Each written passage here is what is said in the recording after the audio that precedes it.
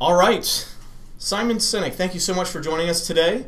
My pleasure. Appreciate it. Simon is the author of Start With Why, and Simon really started to blossom in the business community after his talk, TED Talk, about what inspires leaders to take action, or how leaders inspire others to take action. So Simon, in that video, I saw this video about a year and a half ago. It really had a profound impact on me because of the way that you articulated inspiration and why we do what we do. Tell us a little bit about what you call the golden circle. Sure. A few years ago, I made a stark discovery that sort of changed my view on how business works and why people do what they do. I learned that every single organization on the planet, even our own careers, always functions on three levels, the same three levels. What we do, how we do it, and why we do it. And things that I usually articulate in a bullseye, why, how, and what, is in this naturally occurring pattern that exists in biology, so it's not even my opinion, which is the coolest thing, but it explains why, or how the great leaders, everything from Apple to Martin Luther King, how they inspire. And in a nutshell, every single one of us knows what we do. These are the products we sell, the services we offer. Some know how we do it, whether you call it your differentiating value proposition or your proprietary process. But very, very few of us can clearly articulate why we do what we do. And by why, I don't mean to make money. That's a result. By why, I mean what's your purpose, what's your cause, what's your belief. And so it's the rest of us that tell people what we do and how we're different, and try and convince people to choose us over the competition. But it's those leaders and those organizations with the capacity to inspire that don't start with what they do. They start with why they do it. They tell you why they get out of bed in the morning, why the company even exists in the first place. Then they tell you how they go about advancing that cause, and then their products or services simply serve as a proof of that purpose. So let's talk about me, right? Here's an example. Before I learned about this golden circle, people would say, "Hey, Simon, you're the most dreaded question in the world. What do you do?" You know? And I would say, "Oh, I'm a marketing consultant," right? And I'd say how I did it. I'd say, "Well, I've got really great clients, and I take sort of a different perspective from everybody else, and I work with people like ABC Sports and AOL and Microsoft and companies like that, and we do big companies and small companies, and we do all kinds of marketing, internal and external. And this is it's the same rigmarole that you've heard 1,000 times. It doesn't even sound special, but this is why we keep talking, right? To try and make it sound more special. We think if we throw more spaghetti against the wall, some of it will stick. Right. And then I learned about this thing called the why, and I literally don't even talk about what I do. I just talk about what I believe. And so now when somebody says, "What do you do?"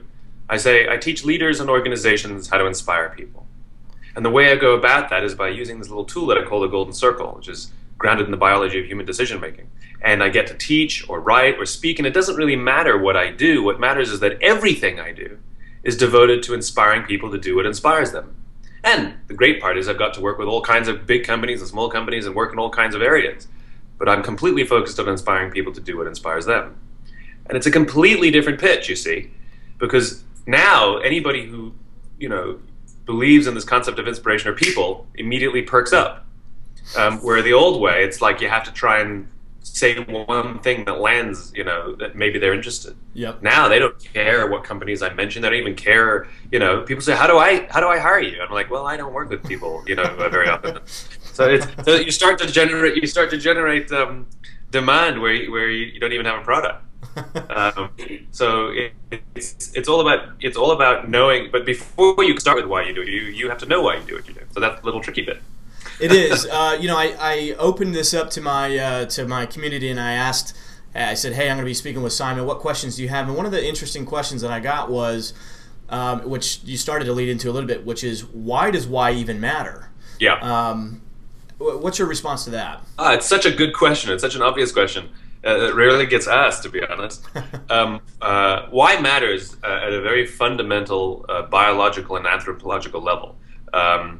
The way the human brain makes decisions corresponds precisely with this little idea called the golden circle. Our neocortex, which is our Homo sapien brain, our newest brain, is responsible for all of our rational and analytical thought and language. That's the what level, right?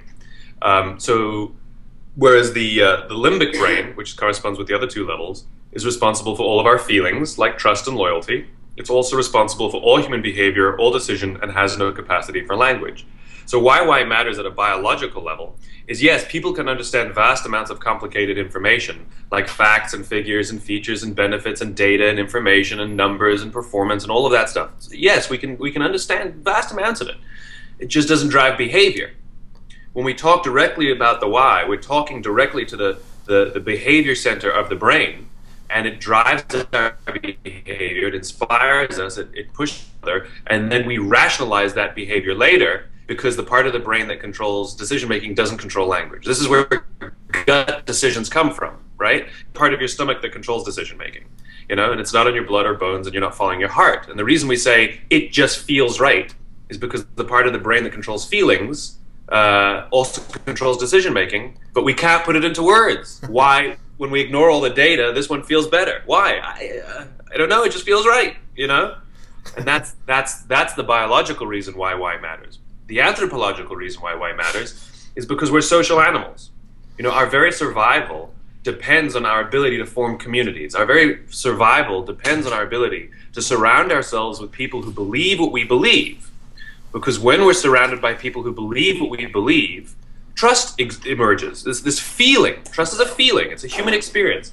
And trust emerges, right? And when we're in an environment, when we're in a community, when we're in a neighborhood, when we're in a company, where we trust them and they trust us, we're more willing to take risks, we're more willing to explore, we're more willing to experiment, with the confidence that if we turn our backs, go away, or fall over, someone will watch our backs, watch our stuff, or help us up. Mm-hmm. In other words, we're more likely to survive. Our very survival, our very sense of joy and happiness and contentment and safety can only exist when we're in communities of people who believe what we believe. And belief and values are what engenders trust. Not just doing everything you say you're going to do. That doesn't engender trust. That's just reliability. You know, I work with plenty of companies that do everything they say they're going to do, but I would drop them like a hot potato if something better came along. You know, and I work with plenty of other companies that screw up all the time, and they're not that cheap, and yet I'm not open to any other options because I love them. And that's the word I use, you see, love. Like is rational. Yeah, I really like them. You know, they have a good product, they do good work. I really like them. Do you love them? No, I mean, no. As opposed to, I love working with that person, or I love working with that company, no matter what else you sell me, no matter what else you promise me, I'm just not interested. So that's the reason why matters, because without it, you may be successful and you may make money, but you never find joy, you never find long-term fulfillment, you don't wake up inspired to go to work, you don't come home fulfilled by the work that you do. At the end of the day, you become very self-interested, because it's about my survival, paying the bills, you know, feeding the kids, you know, gotta pay the mortgage, as opposed to looking out for each other. And great societies, like great companies, like great organizations, like great neighborhoods, are when we look out for each other. Yeah, you know, I think there's a real obvious business case to that, which is in a flattened economy, in a flattened world where all things being equal, what's going to differentiate you from somebody else? Identifying your why, identifying your beliefs really help you resonate with your audience and rise above all the noise and distraction that we're so, you know, there's such a attention deficit in this economy right now. And so there's a real business case, I think, for that as well. That's why I think this message, you know, really has impacted the business community, because we don't think about that as much. Yeah. I would put it another way, which is, when you talk about everything being flattened, I'd say pretty much every product or service on the market today is now a commodity. You know, and a commodity is defined by that which can only compete on price, quality, service, and features. If that's all you got, you're a commodity. You know, and then when you talk about resonance, I mean, listen to the word we use. It resonates. What does that mean? It means you have a vibration. That's what resonate means, right? But it kind of does mean that, right? When you resonate with another person, right, it means that there is that emotional connection. Emotional connection doesn't mean you make people cry. Emotional connection means you connect with them in that limbic part of the brain that controls emotions, right? That's what an emotional connection means. It means we connect on a values and beliefs level. And so the feeling you get, it is literally a resonance. Oh, this feels great. You know, that it is a resonance, but not in the traditional sort of physics metaphor. But I really feel like this is a step up for mankind, because there's really, you know, there's the business community that says, oh, this is the magic pill. This is the silver bullet that allows me to make more money. But you can't fake it. I mean, it has to be authentic. Yes. And otherwise, the community is going to reject it. So, I love this concept. I love that idea because in the business sense, it makes us better business, partners with our customers. Yeah. And the reason it can't be faked is because we're hardwired. Don't forget, our survival depends, as a human species, our survival depends on our ability to find people who believe what we believe, which is why the video conference will never replace the business trip. Not in a million years would you sign a big deal with somebody, without getting the opportunity to shake their hand or look them in the eye. This does not count. Most of the time we're looking at ourselves anyway when we do these things, right?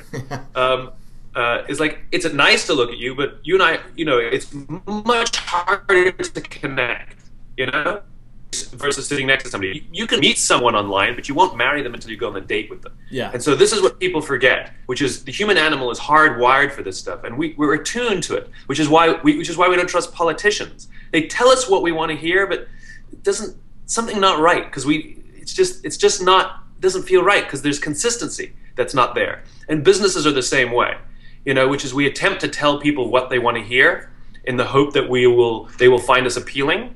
But the reality is, the more you try and do that, the more it falls flat on its face. The whole concept of some of these branding exercises, where you go out into the market and ask all your customers who you should be and what you should do. What if I ask you to go ask your friends? Go. I want you to do this. At the end of this call, I want you to call up your best friend and say, "Hey, how do you want me to talk to you, and how do you want me to dress so that you'll like me more?" And your friend is gonna be like, "What?"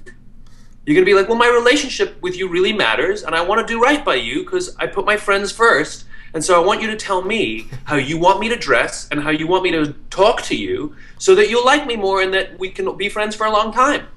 And it's a ridiculous exercise. Your friends will be like, I don't know, just be yourself. That's what they're going to tell you, right? Well, it's just as stupid when we go out and ask our customers, well, look, we're really customer focused and we care about you, so tell us how you want us to act and how you want us to be so that you'll like us for the long term. It's the same nuttiness. It's a human relationship. It's a human relationship. Great point. The number one question that I got when I asked my community was, how do you know when you've identified your why, and what is the litmus test for knowing that?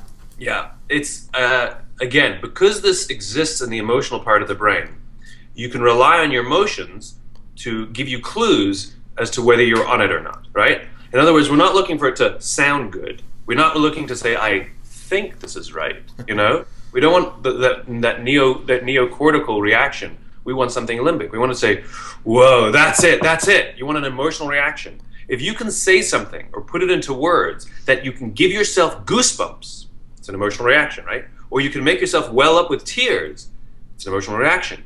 Or the best words you can muster up to describe it is just like, oh, wow, whew. Oh yeah. Oh, that is awesome, man. That is awesome, right? Like it's just like that, and very often it's an iterative process. So you might throw something against a wall.